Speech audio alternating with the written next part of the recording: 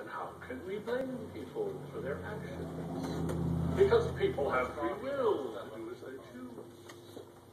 Are you saying that free will is not a part of the brain? Of course it is. But it's the part of the brain that's out there just being kind of free. Of course. So you're saying the free will part of the brain is exempt from the natural laws of physics? Obviously, otherwise we couldn't blame people for anything they do. Do you think the free will part of the brain is attached, or does it just float nearby? Shut up. That kind of sets us up for where we're going. I don't know if you, like me, at some point in your life, as you began to understand the ramifications of the Big Bang Theory and began to put together the laws of physics and the sort of billiard ball universe that, wow, for every effect there's a certain cause. The cause has a certain effect. Laws of chemistry seem to operate. You mix these chemicals together, they seem to know what to do. Each time you mix them together, they know where to go, what they're supposed to do, and in what concentrations. And at some point, like me, you probably realize, well, where do we come in? We are creatures of nature, biological creatures of physical substance, of chemicals. The notion of free will seems to kind of fade when you consider the ramifications that, from the Big Bang on, we seem to understand just about everything. But I do recall my first encounter with relativity. That was the first blow, essentially, to that notion of the billiard ball universe, where it turns out that time and space are not quite as fixed as I had thought they were. And yet still predictable, though. They still use a formula. You can still use mathematical equations to make them work. So, not so bad. And then, finally, quantum mechanics and the debate on that, where some people will still insist, well, that's not really a problem either. I mean, it is simply the statistical part, the probability. So we can still make predictions. It's just that they're a bit more cloudy. Use a pun, I guess. But now there are big debates, of course, about the whole quantum mechanic thing, about whether or not that impinges on free will or not, whether it's deterministic or indeterministic. And we won't jump into that right away, but that was just kind of my own personal evolution. Actually, Cheetah suggested that we take a short period of time, go around the room, and let anybody make an opening remark, which could take a very long time, so hopefully it will be shorter than my opening remarks here. But opening remarks of any comments you want to make about your sort of personal evolution into this whole notion of what we are and the free will thing. So let me pass the mic around. Turn that on. Let me start here with Ben, since this is all his fault. I probably don't need the mic. All right, okay, fine. Sure. So, I guess I did get a chance to post my paper, but that was way back in 2003. So there's been a lot of neuroscience since then, and you all know a lot more about that than me, some of you. So I hope to do some listening today, and I'm definitely open to new evidence. But I guess I'm going into this a bit of an agnostic between determinism versus indeterminism, but I'm definitely a compatibilist in the sense that I believe that, whatever. Right, compatibilism. So, rather than just being like a metaphysical libertarian or thinking, I was interested, by the way, though, on the scientific evidence kind of for that was posted or put out on Plato's Cave, and I didn't get a chance to delve into it as much as I would have liked, but I guess to start out with your challenge, to define, I guess I consider free will to be not synonymous with freedom of action, which is important, although they can have some similar things.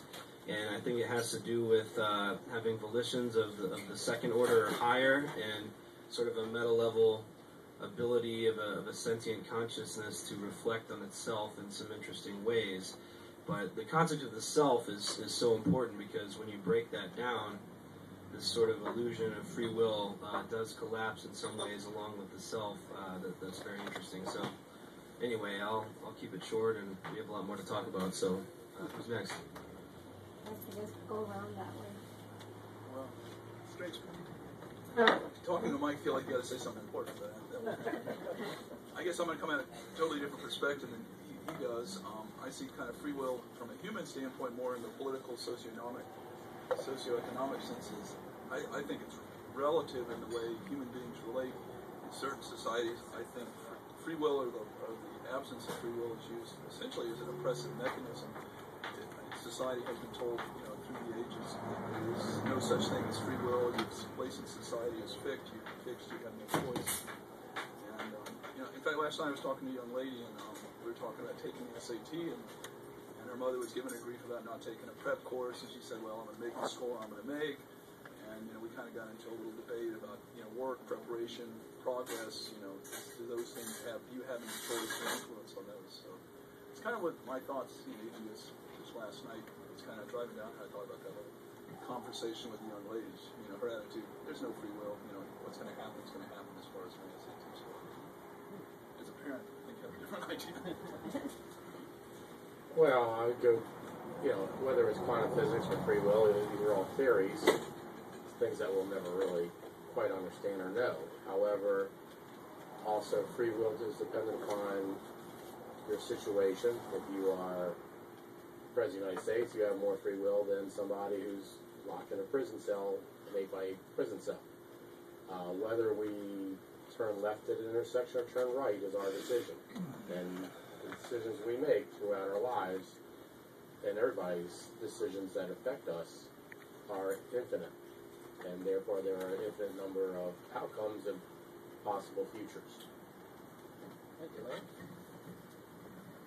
I'm speechless.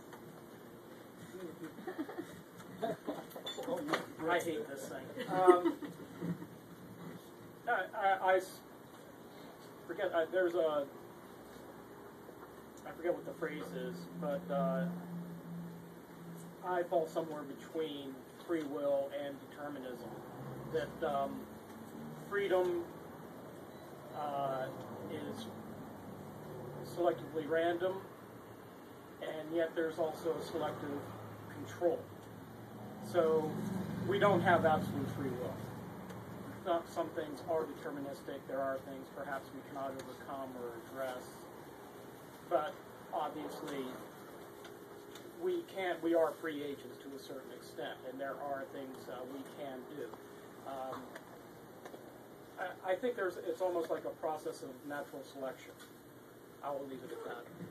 Okay, Marilyn? Here you go.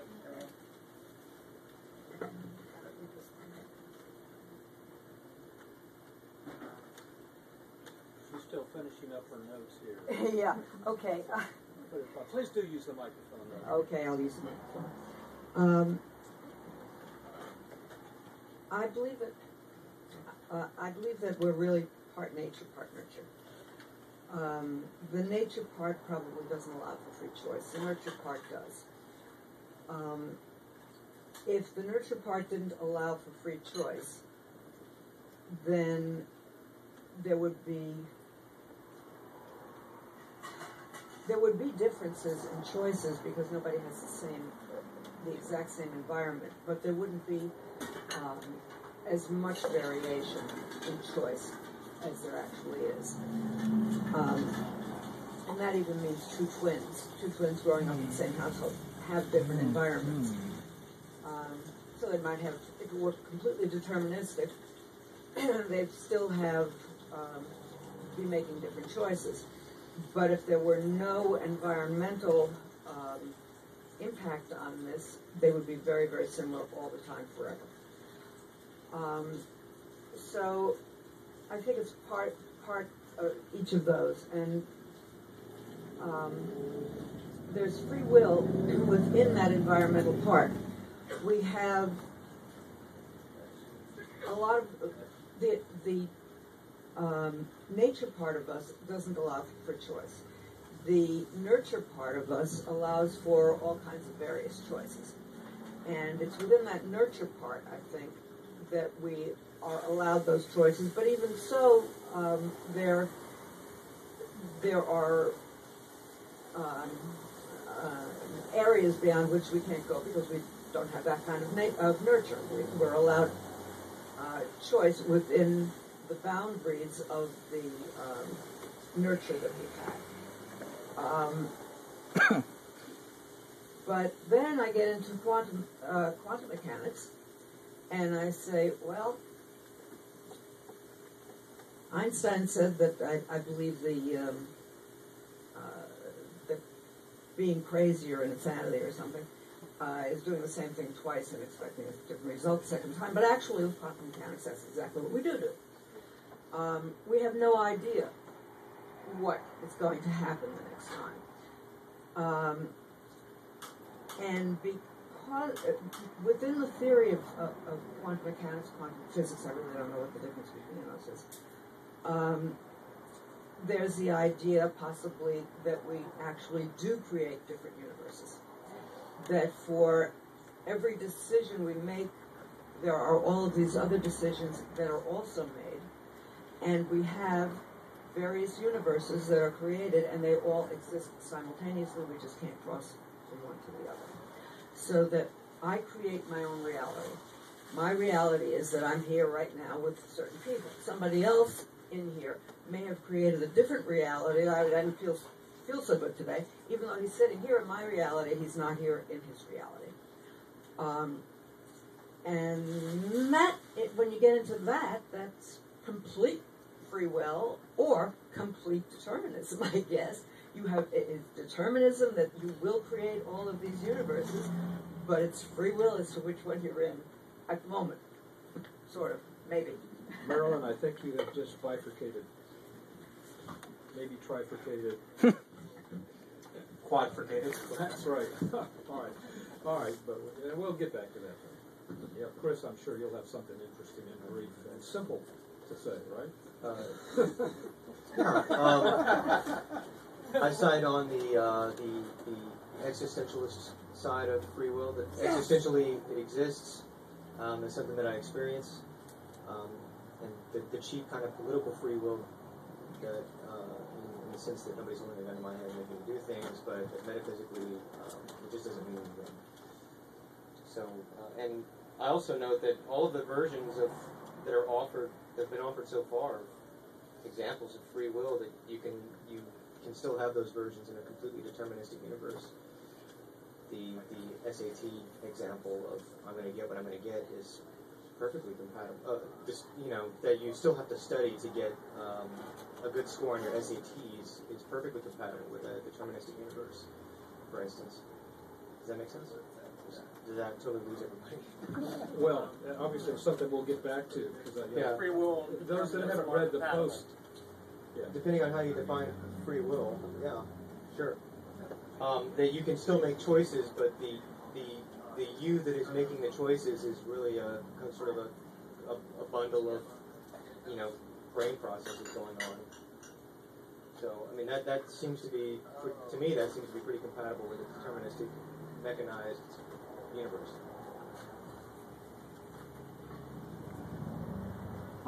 My viewpoints are going to be very synonymous to Chris because we've been having a lot of discussions on this topic. And the reason that I asked for the definition of free will is because it helps to be able to then share your argument and see where there's common ground or whether you're talking about apples and oranges here. If you take a very extremist view of free will, is the notion that there is no cause, it's non-causal, and that whatever action or whatever thought you have, there is no cause for it.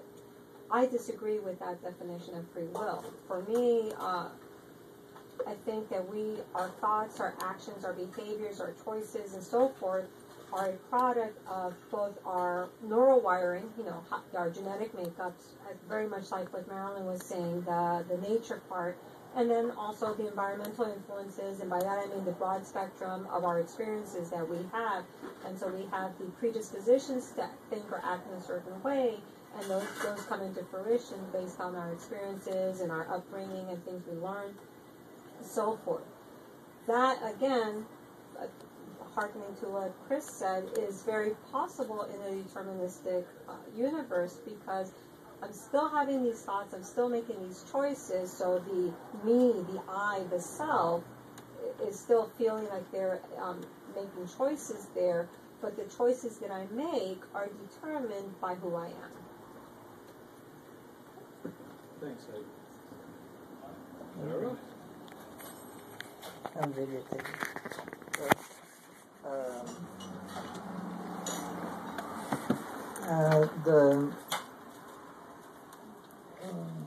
Very, very interesting. I'm thinking that we have a free will that is enslaved. So we're a spirit in a material body, experiencing material stuff, and maybe the Western scientific or philosophical worldviews that, or maybe Daniel Dennett's view would be that we're a machine trying to experience spiritual stuff, and the spiritual stuff is like the superstitious stuff, and I'm trying to look at it from the other way, that we're a spirit trying to make sense of the material stuff. So there's cause and effect in the material world, but it derives from the spirit world in like what's called karma cause and effect, which is a moral cause and effect, and that produces the Maya or the material stuff that we're in. So that's something to think about. But then in another view, a Buddhist view of no self, then if there's no self, then there's no self to have free will. So that's something to think about. I'm thinking about it. I don't know. I know if Dean were here, he would agree with all of this. Mike has to leave early, so I'm glad you get a chance. So go ahead, take a little longer if you need to get your stuff in. Shouldn't take too long. Well, first of all, we have these two ideas that are very fuzzy, very unclear: free will and self. And clearly, to understand what's involved with free will, we have to have some reasonable idea of what we mean by self. Okay? Now, I don't have any good definitions to offer for those things. If I turn to my own mind, my own feelings, and my own convictions, I would say, I look at life. It looks to me as though I have a measure of free will in the life that I live. And there are forces that act on me which sometimes impede the exercise of that free will. So to a certain extent, I do not have full free will. Now, I find that the idea of free will is something that I cannot give up. I have no choice in the matter of free will. Wonderful old example of this comes in an old classic science fiction novel that you may not have heard of. It was called The Humanoids by Jack Williamson. And in this novel, you have these benevolent humanoids that are bent on taking over the management of the human race and making everyone wonderfully happy and helping them all to achieve their full potential, regardless of whether or not the humans want taken over. The story ends with the humanoids triumphant. Everyone has been reconditioned. They are marvelously happy. They're embarking on incredible, grand projects under the guidance and protection of the humanoids. It's a marvelous vision of the future and tremendously dispiriting. All right. Now, in terms of whether or not free will is an illusion, so far as I understand it, this arises from certain pictures that we have of the way that the sciences operate, physics in particular. We wind up with this mental image of gears turning, inexorable laws at work, not only inexorable laws at work, but also extending down to the very foundations of existence and controlling everything. All right? And the impression that one gets is that these laws bypass the self, so that the self is not really, in some important sense, there.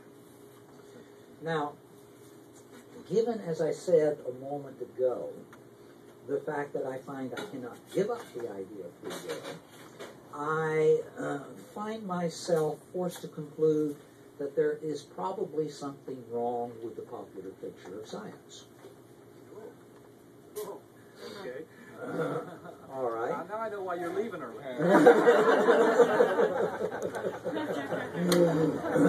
Are you going to gather up the torches and the pitchforks? Are you saying burn the heretic?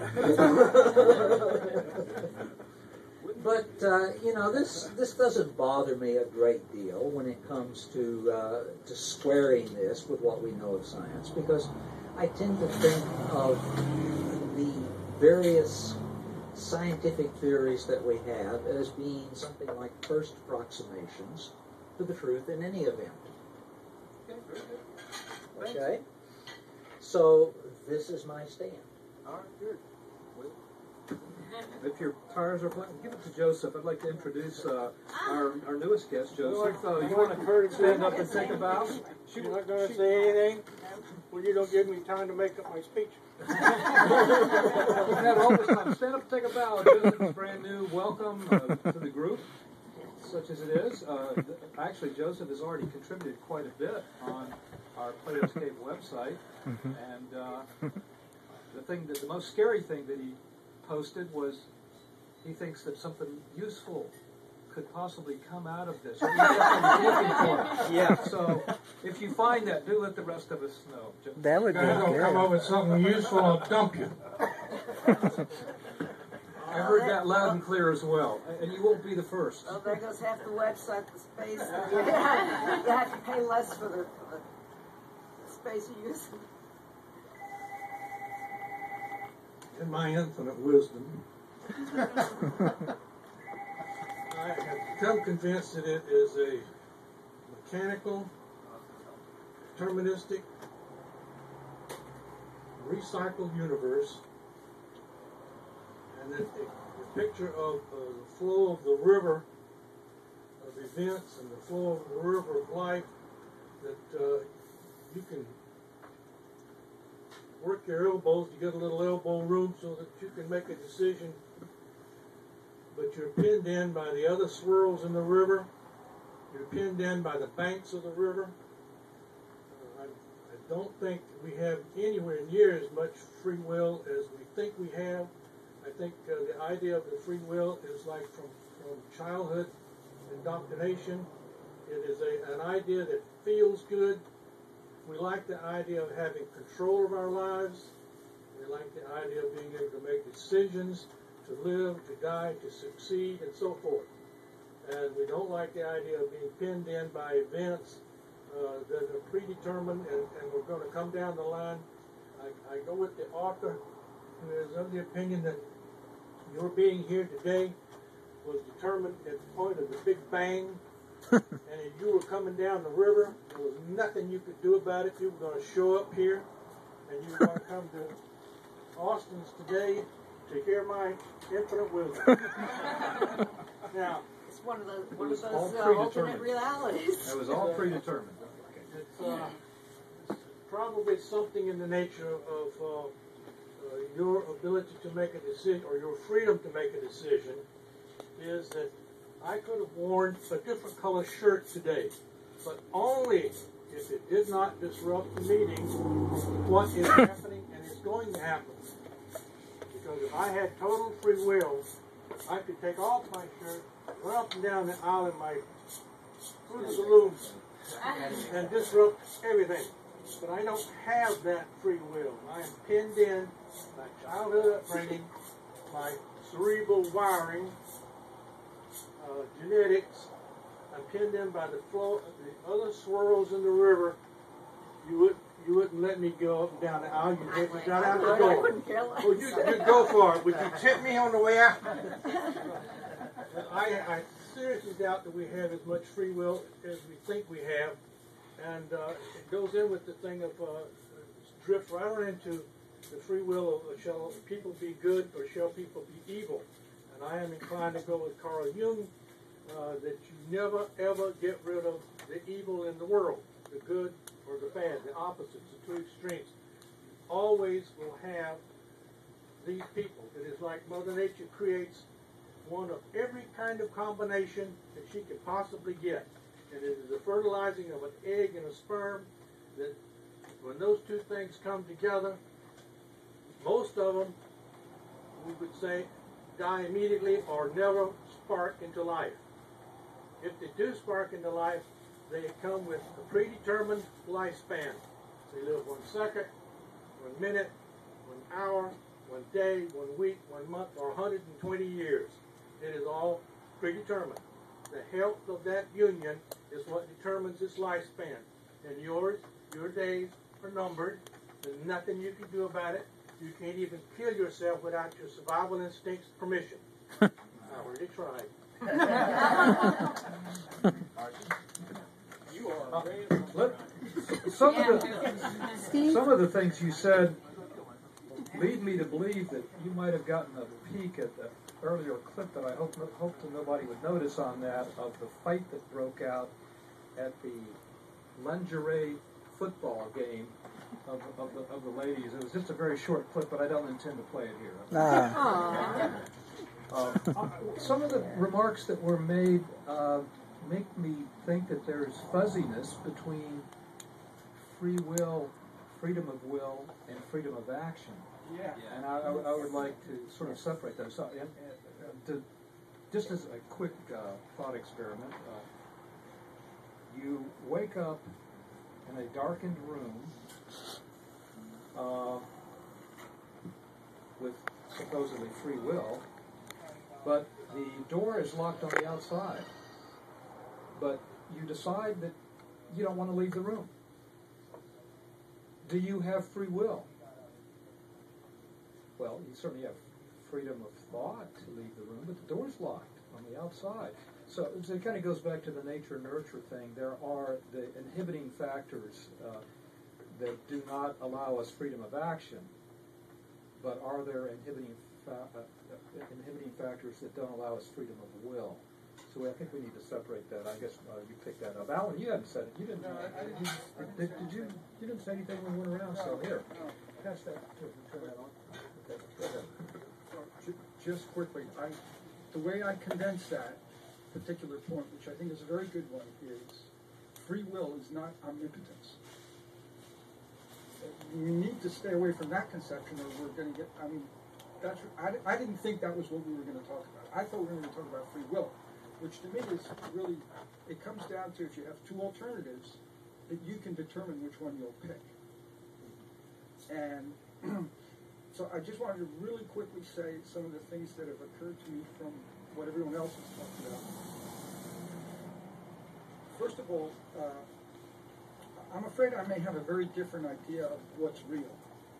And what's real is important in this regard because, for example, if we take for real only those things that we can address in four-dimensional space-time, that's one sense of reality. But if there were someone, for example, a mathematician, who asserted that there are things that are real that cannot be addressed in four-dimensional space-time, for example, things that are real, say, in 0 dimensions, then those things might be accessible to human beings and could be grounds for the decisions that they make. And those would be outside of that four-dimensional causality that we most often think of. The other point I wanted to make is ethics. Ethics, I think, it's a separate issue, and I read your piece, by the way, and I appreciated the distinction that you made with regard to ethics, which you don't really get into. But I think the ethical argument is that without that basic free will, the ability to choose between two alternatives, we can't be held responsible. I'm unclear as to how we could escape that argument. It seems conclusive to me. The other thing is syntax and semantics, which you also raised. I believe that a precondition, and I would be interested in those who could contest this, a precondition for freedom is the ability to understand syntactic language. That those beings that live with us on this planet that do not have that ability, I think we could argue that they don't have the degree of freedom that we do. You mean the semantics, not the syntax? No, I mean syntax. I mean, because syntax is a prerequisite to semantics. Right. Syntax is a prerequisite to semantics, in a certain sense. In the sense that you mentioned in your paper, those second-order volitions, for example. I think semantics. Let's let Alan finish his very brief opening remarks. Is the opposite.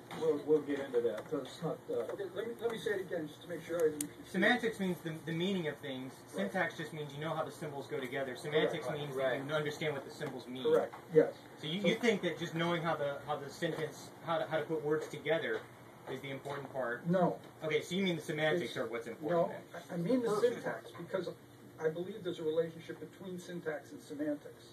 That the complex semantics of second-order volition depends on our ability to understand a syntactic-based language.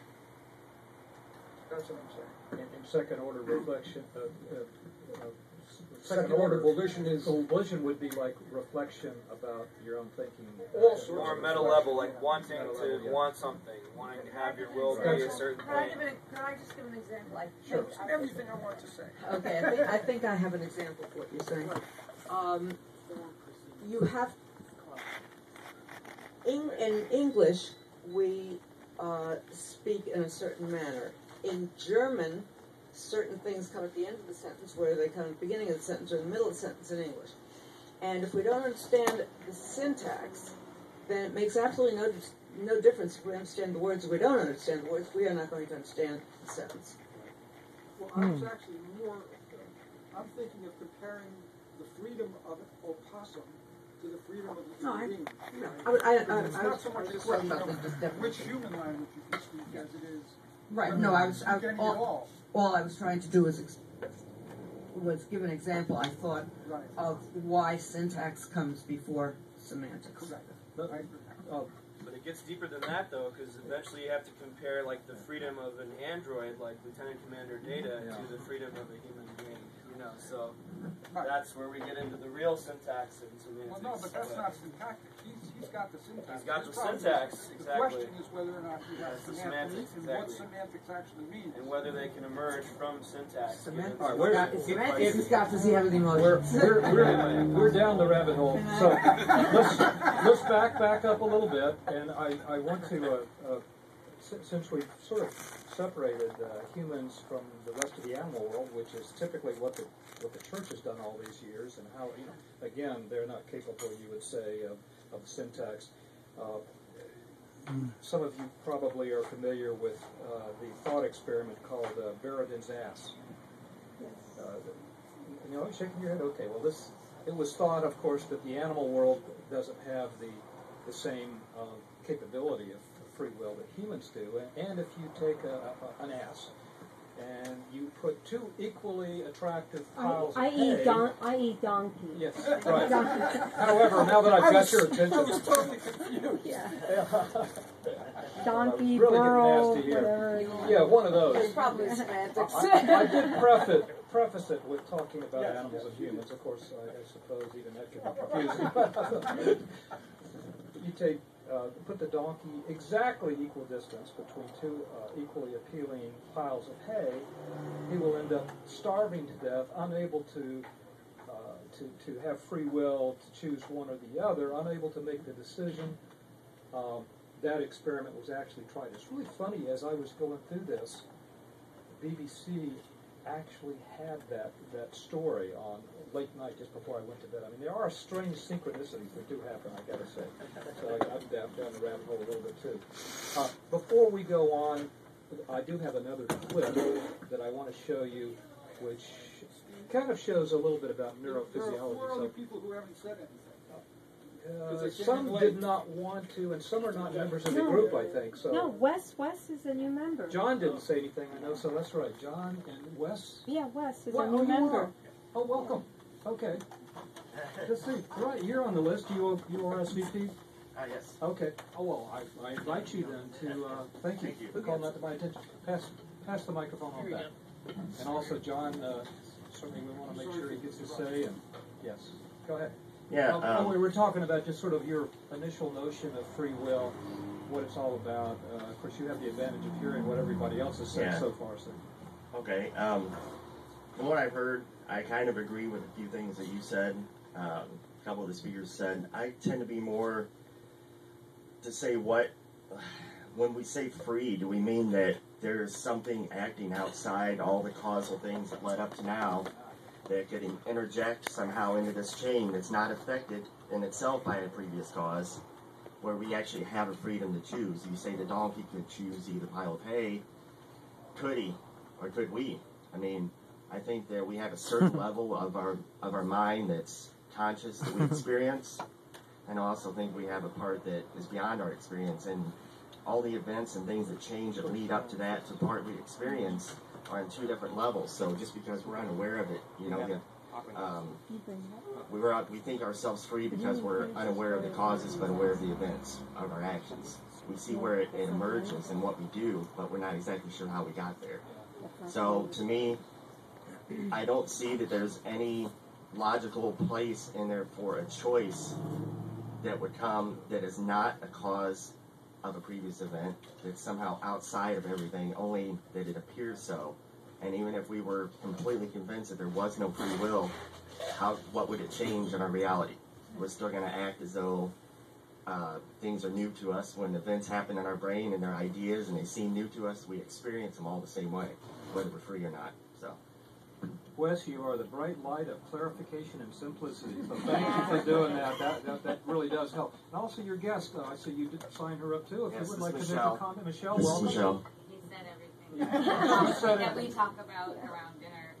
So you just said what he said. Whether you think you're having a free choice or not, there are outside influences that are going to lead you one way or the other way. Right, you can only be aware of the conscious part. You're making your own unsolicited choice. There are things in your life that whether you acknowledge them at that moment or not, that are going to lead you to whichever choices you make. Right, if you chose door 1, 2, 3. But those are your thoughts or your experiences, so that is your freedom. It doesn't mean that he's going to make the same choice as I do, because the experiences or the outcomes from actions prior in his life may have went a different way than mine, so that leads me to my conclusion, whereas he may have, so maybe that is the freedom, but there's still so much influencing which path you choose or which choice you choose, just from already acknowledging the outcome that could be. And you may question some of those ideas even as we go through this. So pass the mic on to, I think, John. Was anybody else over there that didn't get a chance to? John? Just sort of introductory remarks on your notion of free will, if you dare. Do we need the mic? Yes, please. Yeah, you must. You don't have free will on that.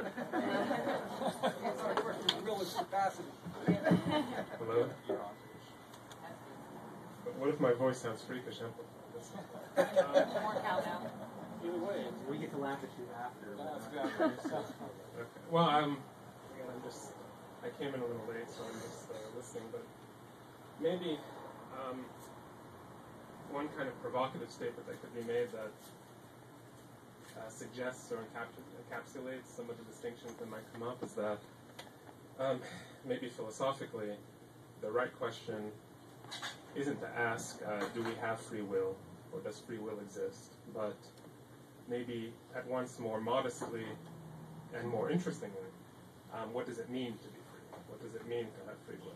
I think that's maybe the philosophically relevant question. The other one, I mean, are we free? I don't know, that may be ultimately indeterminate. I mean, but I think we have this concept that's at the core of our conceptual means of making sense of our lives and our relation to other people and so on. So I think, again, it's at once maybe a more modest question, but a more resonant one as well. Like, what does it mean to have free, or what does it mean to be free, rather than asking, does free will exist, or are we free? Also, your guest is more than welcome to have her say on free will too. You did sign her up here, so but I mean, you have freedom of will too. This is the test. I think similarly, to come along the path toward a definition of free, and maybe you did mention this at the beginning, but it's fruitless to put that descriptive upon anything. And if we're basing it on a natural world, we realize that, of course, there are limitations to anything we observe and we call free, we declare free. Yet, that we may look at a bird and we say it's free, but it's still bound by all of the laws of physics. It's bound by, certain species have social interactions in those birds that bind it to its nest or to its patterns of flight with the seasons. I think that's at the crux what you were saying about defining free and what does it mean to be free, because it's almost a silly and absurd conversation to say, oh, of course, we have limits, therefore there's no freedom. Well, then we don't have a concept of how do we even use this word if we're... Yeah. That's a very good point. There are so many conceptual polarities that come out of this. And some people take it very seriously. I mean, is there anything but nature? It comes down to also this business of, is there a soul? Sometimes that comes, that's involved. Is everything caused? Is there only one effect for each cause? And of course, quantum mechanics seems to throw a little bit of a monkey wrench into that. But Chris will have plenty to say about that.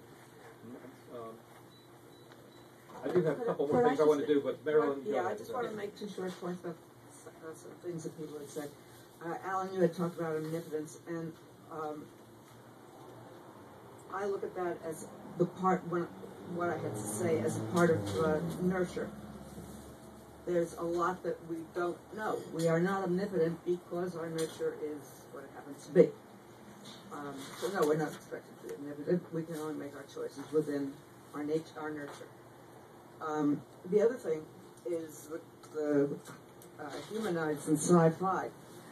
And if free will is gone and everyone is happy, will people actually look to replace it with something else? And to that, I bring up the Star Trek example of the men with the black on one side of the face and white on the other, and if we get rid of all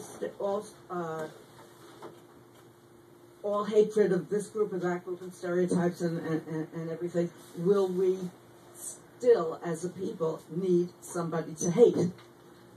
In this case, will we still, as a people, need something that makes us feel free, even if we've gone through all of this and become happy and all, etc.?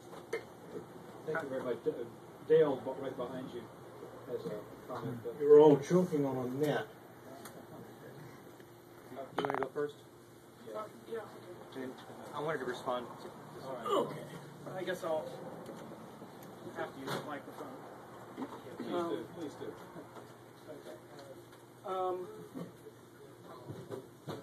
You might be familiar with a recent book by Jonathan Franzen, Freedom. And the interesting thing about it, I wanted to pick up on what John said, is that I haven't read the book, I read a review on it. Freedom in the book makes the characters absolutely miserable. and it's actually quite dangerous. And one of the most dangerous thing is a person with absolute freedom, to be free of any moral beliefs. And to have beliefs and to have convictions is to give up freedom. To act on those convictions is to give up freedom. I think perhaps one of the points he's trying to make, what I sussed from the review, is that freedom is necessary, but it's not sufficient. That we need work, and we need love, and we need convictions. Freedom is something you value, and it's what you'll give up. It's the freedom that you'll give up that will perhaps give your life more meaning or more value. Okay. It's Chris. Chris wants to have a say and Bob. I actually was hoping to get in a little PowerPoint where we kind of cover this in some kind of structured way, but go ahead, Chris.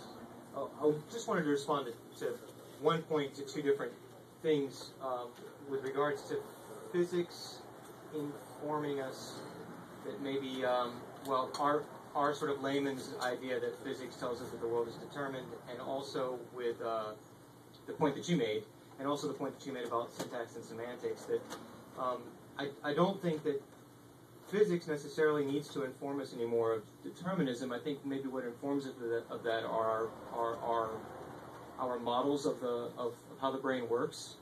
There's a sort of an emerging view of computationalism called the neural network paradigm that says basically that we're sub-symbolic process, that we're neural networks, right, that have a series of training sessions throughout our lives, and that through those training sessions we're learning and changing the way that we calculate, and that you can have discrete states in that, you can have complete determinism, completely determined states within the neural network paradigm, and it looks to explain a lot of our behaviors and a lot of our psychology.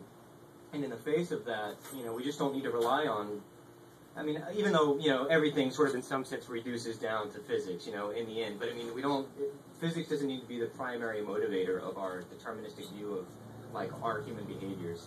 And then also within that, the syntax and semantics distinction kind of evaporates once you stop using, a formal computational model of a computer program, because in neural networks they don't have anything resembling syntax or computer code or computer language that's driving it. They have nothing resembling a formal system. So John Searle's argument, or anybody's argument that makes a distinction between syntax and semantics, just kind of evaporates within that. And then we'll get into that afterwards, I hope, because I've been dying to talk to you about that. All right, Bob had something you wanted to say. I'll just say real quick. I guess in my work during the week, I deal a lot with people having to suffer the serious consequences of their serious actions or other people's actions. And I almost think that sometimes psychologically, we do not want to have any responsibility for our actions or our will.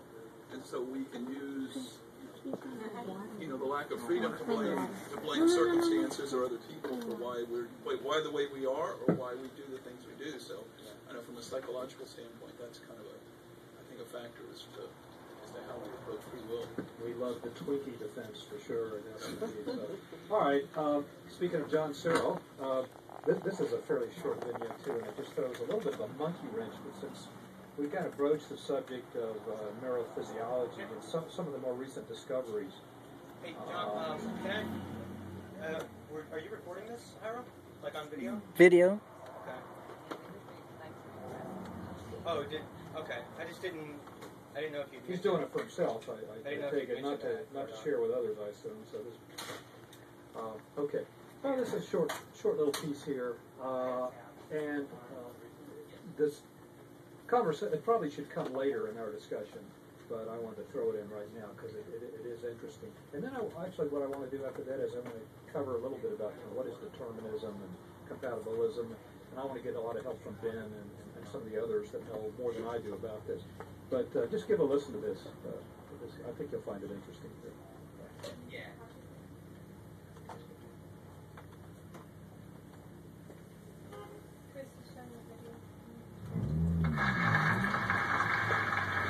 It seems as though we've got free will. But how could a brain made of very matter give rise to a mind which floated totally free from physical reality.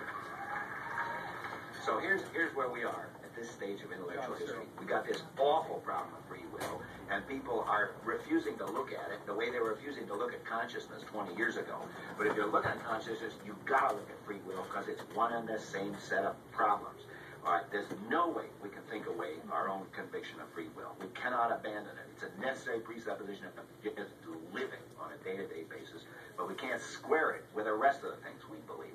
So we got a straight contradiction in every intellectual's conception of how the world works. That we got to resolve. We all have this very strong belief that we have conscious free will, and it's a central part of our idea of ourselves as individuals, that we can want to do something, we can have an intention to do something, and then we can do it. We can make our intention drive our actions. And Benjamin Libet's work was one of the few experiments which made a truly innovative and courageous attempt to address that question. Can't feel it being cold. Patrick Haggard's team are going to measure my brain activity in the run-up to a conscious decision, with electrodes placed on my skull. Okay, Susan, hello. You're all wired up and ready to go. We're going to record from your left motor cortex, your right motor cortex, and for the midline. I want you to watch the clock hand, which is rotating in this small clock in the center of the screen. And then, at any time that you choose, when you intend and will to, I want you to press either this key or this key. As the urge takes you. And then the computer will prompt you to type in the position of the clock hand at which you first felt the conscious will to press the button. Good. Any questions? Off we go. It's very funny waiting for the urge, isn't it? So watching the clock, I record the exact time that I make the decision to act, while the electrodes on my head monitor the activity of my brain leading up to this decision.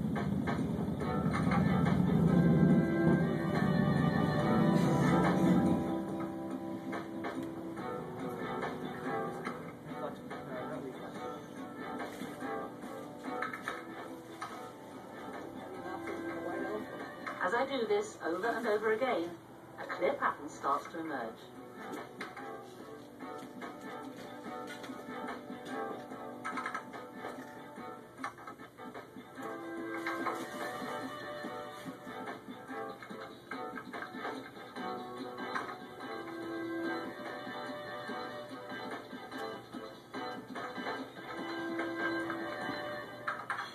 So here are our results, which contain the same basic effect as Libet originally found. The average time of the intention to move was where this arrow is here, and you can see that the motor areas of the brain have begun to build up electrical activity in preparation for this willed action 2,000 milliseconds at least before the action actually occurs.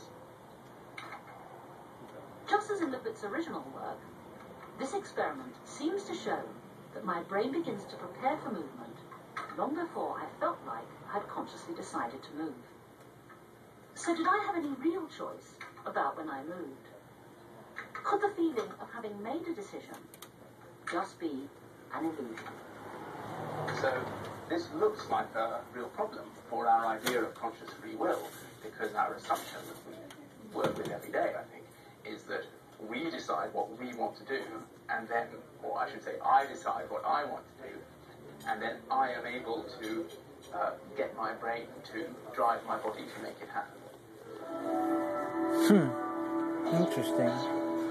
The actions and decisions we take every day, which feel like instant conscious choices, are actually the result of slowly emerging subconscious processes in the brain.